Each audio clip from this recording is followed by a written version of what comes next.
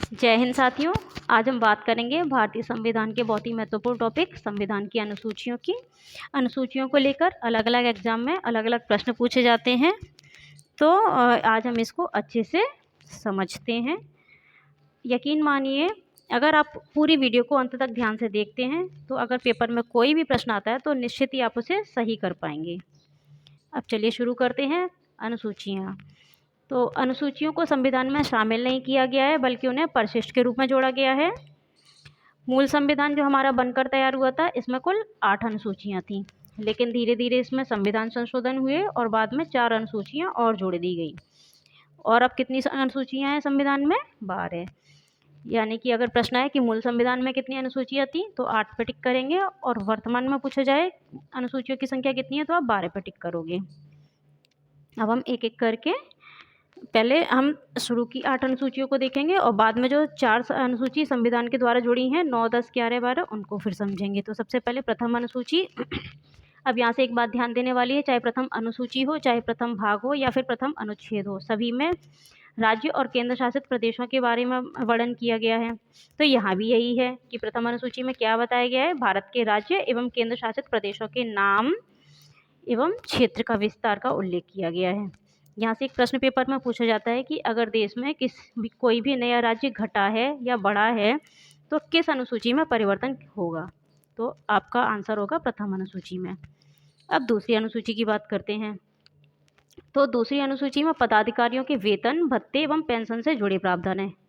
पदाधिकारी जैसे कि राष्ट्रपति, राज्यपाल, लोकसभा के अध्यक्ष उपाध्यक्ष, राज्यसभा के सभापति उपसभापति, विधानसभा के अध्यक्ष उपाध्यक्ष, विधान परिषद के सभापति तथा उपसभापति हो गए, उच्च न्यायालय, उच्चतम न्यायालय के न्यायाधीश हो गए, भारत के नियंत्रक महालेखा परीक्षक हो गए। तो इन सबके वेतन भत्ते का उल्लेख इसमें दूसरी अनुसूची में किया गया है। तीसरी अनुसूची में इन्हीं पदाधिकारियों और प्रत्याशियों द्वारा ली जाने वाली शपथ का वर्णन किया गया है। तो यहाँ से बच्चे जो हैं कंफ्यूज हो जाते हैं कि वेतन भत्ते किस में और शपथ किस में है। तो हमें थोड़ा सा समझने वाली बात है कि सबसे पहले वेतन देखते हैं, उसके बाद ही तो हम उसे ज्वाइन करते हैं, तभी तो हम शपथ लेंगे। यानी कि यहाँ भी यही है कि सबसे पहले पदाधिकारियों के वेतन भत्ते दिए गए हैं तो दूसरी अनुसूची में, और तीसरी में क्या है, पदाधिकारियों द्वारा ली जाने वाली शपथ। अब एक प्रश्न पूछा जाता है कि तीसरी अनुसूची में इनमें से किन पदाधिकारियों द्वारा ली जाने वाली शपथ का वर्णन नहीं है। तो याद रखना दोस्तों, राष्ट्रपति, उपराष्ट्रपति और राज्यपाल जो है वो तीसरी अनुसूची में के तहत शपथ नहीं लेते हैं। इनकी शपथ का वर्णन तीसरी अनुसूची में ना होकर इनके अनुच्छेदों में किया गया है। राष्ट्रपति अनुच्छेद 60 के तहत शपथ लेते हैं, उपराष्ट्रपति अनुच्छेद 69 और राज्यपाल अनुच्छेद 159 यानी कि 159 इसके द्वारा शपथ लेते हैं। अब चौथी अनुसूची को देखेंगे। चौथी अनुसूची में है राज्यसभा में सीटों का आवंटन। तो राज्यसभा में सीटों का जो आवंटन है वो राज्य और केंद्र शासित प्रदेश दोनों से ही है। यहाँ से एक प्रश्न पूछा जाता है कि राज्य में जो राज्यसभा में केवल राज्य से ही सदस्य चुनते हैं, केंद्र शासित प्रदेश से नहीं, तो आप इसे गलत टिक करेंगे, क्योंकि राज्यसभा में जो सदस्य चुनकर आते हैं वो विधानसभाओं से होते हैं। और आप जानते हैं कि दिल्ली और पुडुचेरी जो कि केंद्र शासित प्रदेश है, इसमें भी विधानसभा है, तो यहाँ से भी तो सदस्य चुनकर जाएंगे। यानी कि राज्य और केंद्र शासित प्रदेश दोनों से ही राज्यसभा में सीटों सदस्य चुनकर जाते हैं। तो चौथी अनुसूची में क्या बताया गया, राज्यसभा में सीटों का आवंटन जो कि राज्य और केंद्र शासित प्रदेश दोनों से ही होता है। अब हम इन चारों को रिकॉल कर लेते हैं।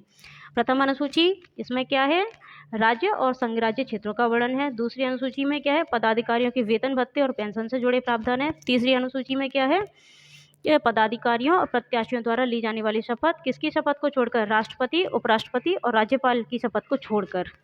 चौथी अनुसूची, इसमें क्या है, राज्यसभा में सीटों का आवंटन।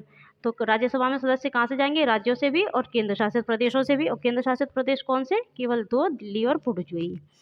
अब हम पढ़ेंगे पांचवी अनुसूची। पांचवी अनुसूची में अनुसूचित जाति एवं अनुसूचित जनजाति के प्रशासन एवं नियंत्रण से जुड़े प्रावधान दिए गए हैं। जबकि छठी अनुसूची में अनुसूचित जाति और अनुसूचित जाति जनजाति के अलावा 4 राज्यों का उल्लेख किया गया है। जो 4 राज्य हैं, असम, मेघालय, त्रिपुरा और मिजोरम। अब बच्चे इन 4 राज्यों को याद करने में कंफ्यूज हो जाते हैं, तो आप एक काम कीजिए, भारत का जो नक्शा है उसमें इन चारों की स्थिति को देखिए। सबसे ऊपर असम है, असम के नीचे मेघालय है, मेघालय के नीचे त्रिपुरा और त्रिपुरा के बगल में मिजोरम है। तो क्रमानुसार ये चारों राज्य दिए गए हैं। तो यहीं से छठी अनुसूची में इन चारों का उल्लेख किया गया है। इन चारों राज्यों की जो अनुसूचित जाति और जनजातियां हैं, इनके प्रशासन और नियंत्रण के बारे में उल्लेख किया गया है। तो पाँचवीं और छठी को एक साथ करते हैं।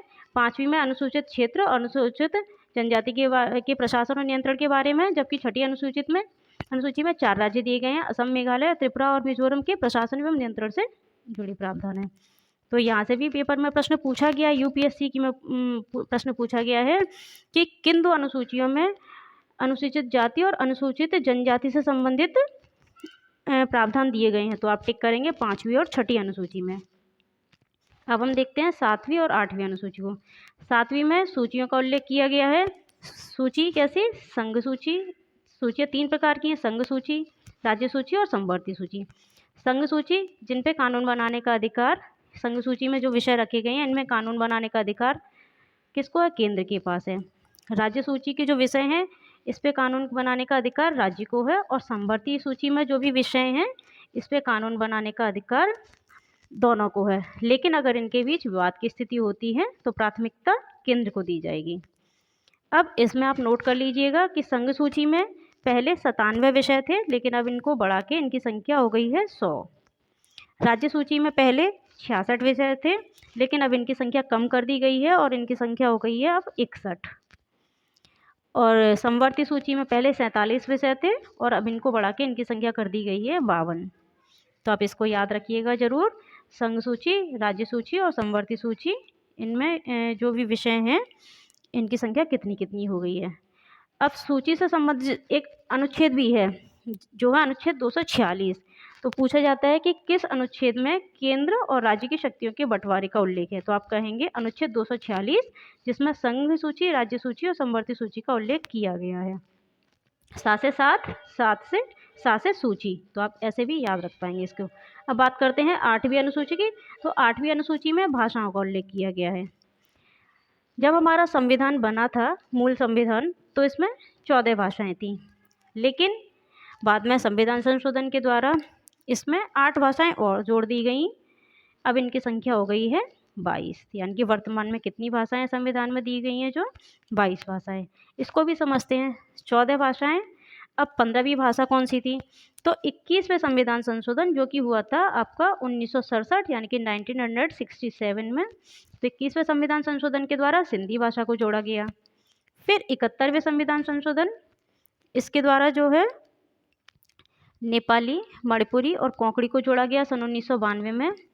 इसके लिए एक शब्द बहुत कॉमन है, नमक। ना से नेपाली, मा से मणिपुरी और का से कोंकणी।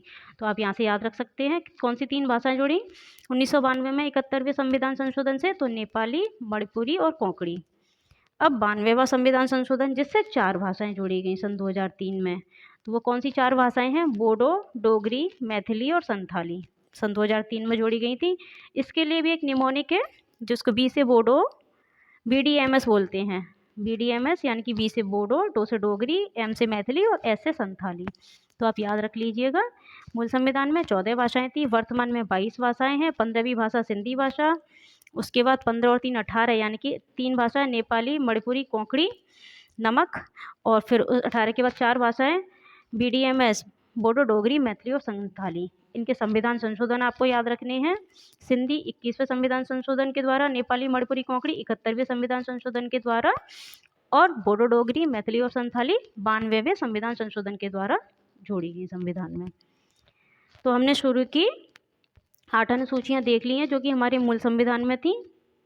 चलिए इसको एक बार फिर से रिकॉल कर लेते हैं। प्रथम अनुसूची, जिसमें राज्य और केंद्र शासित प्रदेशों के नाम और क्षेत्र का उल्लेख किया गया है। दूसरी अनुसूची में पदाधिकारियों के वेतन, भत्ते और पेंशन से जुड़े प्रावधान। तीसरी अनुसूची, पदाधिकारियों और प्रत्याशियों द्वारा ली जाने वाली शपथ। किसकी शपथ को छोड़कर? राष्ट्रपति, उपराष्ट्रपति और राज्यपाल द्वारा ली जाने वाली शपथ को छोड़कर।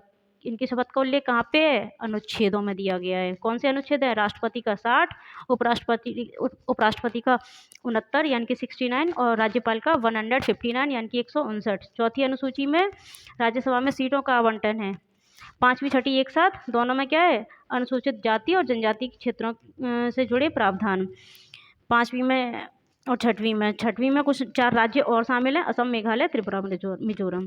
7वीं में सूचियों का उल्लेख है। सूचियाँ कैसी? 3 प्रकार की, संघ सूची, राज्य सूची, समवर्ती सूची। और इनसे जुड़ा हुआ अनुच्छेद कौन सा है जो संघ जो केंद्र और राज्य की शक्तियों का बंटवारा करता है? तो अनुच्छेद 246, ये भी याद रखना है। 8वीं अनुसूची में किसका उल्लेख है? भाषाओं का उल्लेख किया गया है। अब 4 भाषाएं जो 4 अनुसूचियां जो बाद में जोड़ी गई, 9वीं, 10वीं, 11वीं, 12वीं, इनको आप एक टेबल बना के याद कीजिए। मैं बताती जा रही हूँ, आप नोट करते जाइए। पहले 9वीं अनुसूची, तो सबसे पहले हम लिखते हैं इनमें कौन सा संशोधन हुआ। 9वीं अनुसूची के लिए जब संविधान बनकर तैयार हुआ उसी के थोड़े ही समय बाद सन 1951 में अगले वर्ष ही पहला संविधान संशोधन किया गया। क्या था कि जब संविधान बनकर तैयार हुआ उस समय देश में भूमि बंदोबस्त से जुड़ी हुई समस्याएं सामने आ रही थीं, यानी कि उस समय भूमि सुधार चल रहा था देश में और जमींदारी प्रथा का उन्मूलन किया जा रहा था। इसलिए संविधान में 9वीं अनुसूची को जोड़ दिया गया। प्रारंभ में इसे न्यायालय में चुनौती नहीं दी जा सकती थी, परंतु बाद में इसे न्यायालय में चुनौती दी जाने लगी, क्योंकि प्रारंभ में इसमें ज़रूरत के विषय रखे गए थे, लेकिन बाद में इसमें अब 284 विषय हैं जिनका सरकार के द्वारा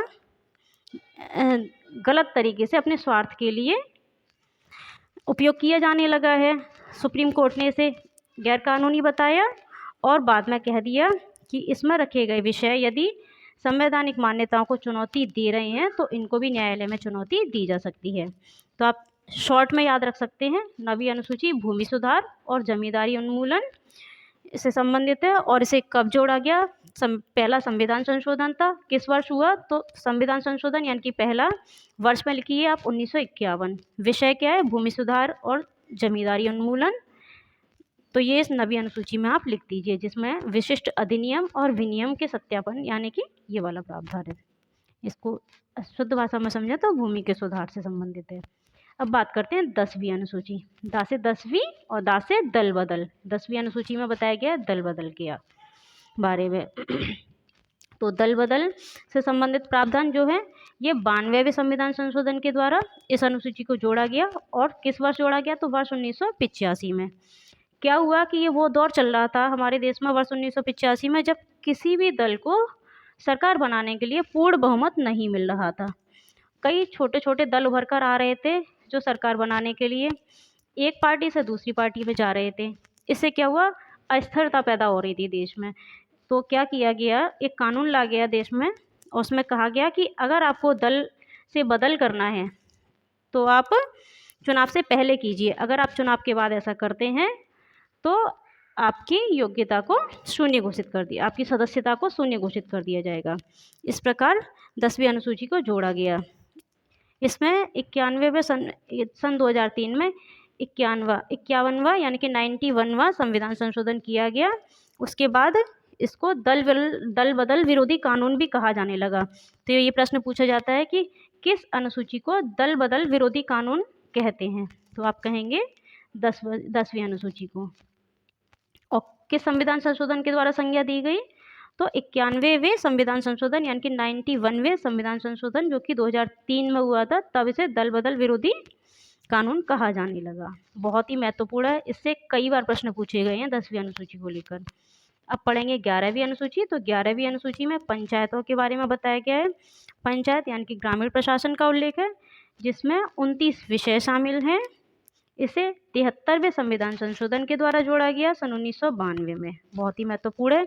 कौन से विषय? ग्रामीण स्तर पर कौन से कार्य होते हैं? सड़क, तालाब, नहरें, सिंचाई को लेके जो भी काम है, ये सब किस में जोड़े गए हैं? तो 11वीं अनुसूची में इनका उल्लेख किया गया है। 29 विषय हैं, इससे विषय पूछे जाते हैं, याद रखिएगा। और 73वां संविधान संशोधन, और कभी कभी इसमें 1992 की जगह 1993 भी लिखा रहता है। तो इसकी वजह ये है कि सन 1992 में इसे अधिनियमित किया गया था, 1993 में इसे लागू किया गया। तो 1992-93 कुछ भी मिले आप इसे सही टिक कीजिएगा। अब बात करते हैं 12वीं अनुसूची, जो कि नगर क्षेत्र के प्रशासन से संबंधित है। नगर क्षेत्र यानी कि नगर पालिकाओं का प्रशासन। तो इसमें 18 विषय हैं, जिसे 74वें संविधान संशोधन के द्वारा यानी कि 11वीं के बाद, पहले पंचायतों के बाद 73 के बाद 74 आया, जिसमें नगर पालिकाओं का उल्लेख किया गया 74वें संविधान संशोधन। और कौन सी वर्ष, तो ये भी 1992 के द्वारा किया गया। अब ये लास्ट की 4 9वीं 10वीं 11वीं 12वीं को एक बार फिर से रिकॉल कर लेते हैं। तो 9वीं में क्या है, भूमि सुधार और जमींदारी उन्मूलन, जो कि पहले संविधान संशोधन के द्वारा सन 1951 में जोड़ी गई थी। 10वीं अनुसूची, दल बदल से संबंधित प्रावधान इसमें दिए गए हैं। और इसे दल बदल विरोधी कानून कब कहा गया, तो 91वें संविधान संशोधन 2003 के द्वारा कहा गया। 11वीं अनुसूची में नगर पालिकाओं 11वीं अनुसूची में पंचायतों का उल्लेख किया गया है। पंचायतों के अधिकार, पंचायतों के दायित्व, उनके प्राधिकार कहाँ तक हैं, ये सब इस पर बताया गया। इसमें 29 विषय हैं। 73वें संविधान संशोधन के द्वारा 1992 में जोड़ी गई। और 12वीं अनुसूची, इसमें नगर पालिकाओं के उल्लेख किया गया है, इनके अधिकार, इनके दायित्व बताए गए हैं। इसमें कुल 18 विषय हैं। 12वीं अनुसूची को 74वें संविधान संशोधन के द्वारा जोड़ा गया सन 1992 में। तो ये थी हमारे संविधान की कुछ महत्वपूर्ण अनुसूचियाँ जिसे आपने देखा। आप इसे ये वीडियो को 2 से 3 बार देखने के बाद कॉपी पर लिख कर देखिएगा कि आप कहाँ भूल रहे हैं। अगर भूलते हैं तो आप इसको तुरंत देखिए, फिर कुछ प्रश्न बनाइए अपनी तरफ से। देखिए, आपको मेहनत तो करनी पड़ेगी ताकि आप भी अपना विकास कर सकें और अगर परीक्षा में कोई प्रश्न आए तो उसे सही कर पाएँ।